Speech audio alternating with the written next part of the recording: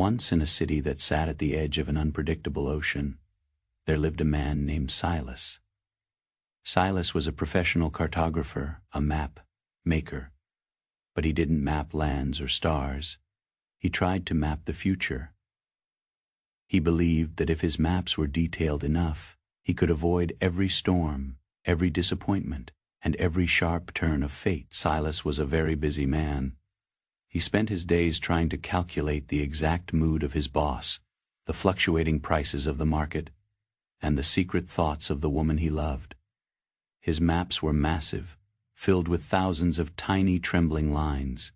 Yet, despite his hard work, Silas was always lost. He was constantly anxious because the ink on his maps would smudge the moment the wind changed. He felt like a captain trying to steer a ship by shouting at the waves. Zone evening, after a particularly bad day where his promotion was given to someone else and his car had broken down in the rain, Silas threw his pens against the wall. "The world is broken," he cried. "Nothing follows the map."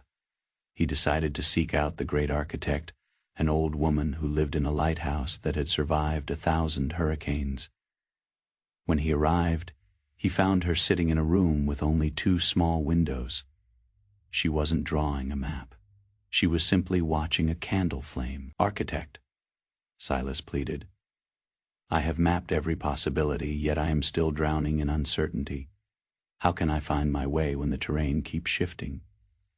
The old woman looked at his exhausted face and handed him a small wooden compass.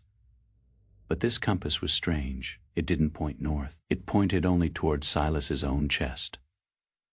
"Silas," she said, her voice like the calm after a storm, "you are lost because you are trying to map a territory that does not belong to you.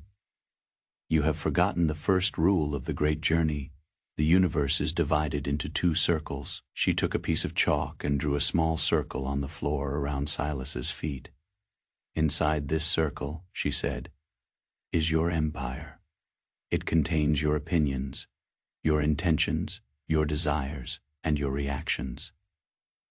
Here, you are the king.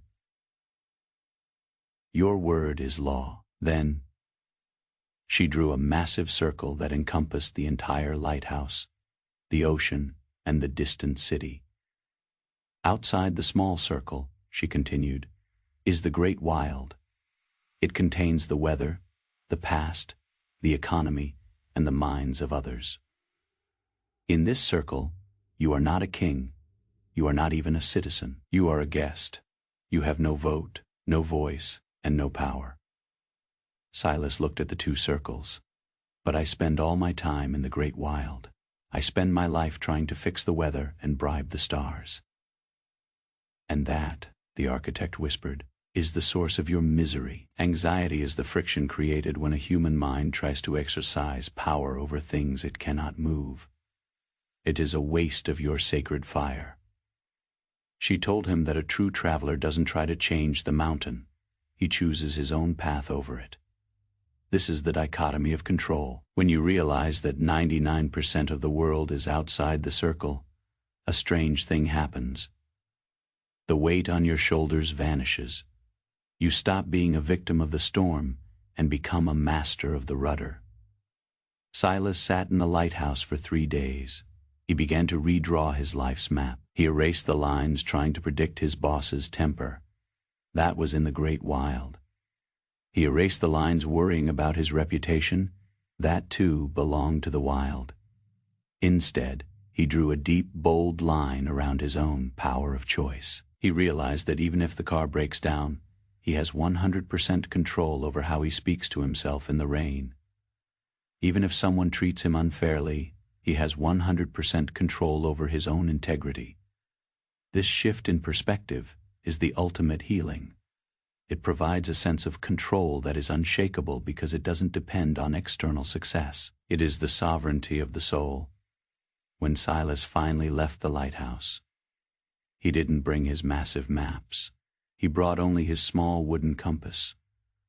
As he walked back into the city, he noticed that the world was just as chaotic as before. People were still rude, the economy was still fragile, and the future was still a mystery. But Silas wasn't lost. When a problem arose, he simply asked one question. Is this inside my circle?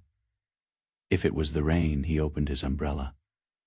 If it was a critic's voice, he smiled and kept walking. If it was his own anger, he sat down and breathed until it passed. He had stopped trying to conquer the ocean. He had finally learned how to sail. Tonite. Look at the map of your own life. How much of your energy is being sent into the great wild? How much are you suffering over things that you have zero votes in? Draw your circle, reclaim your empire. The map for the lost isn't found in the stars or the opinions of others. It is found in the quiet realization that while you cannot control the wind, you, and only you, are the master of your sails. Stop trying to fix the world and start inhabiting your own power. That is where your freedom begins.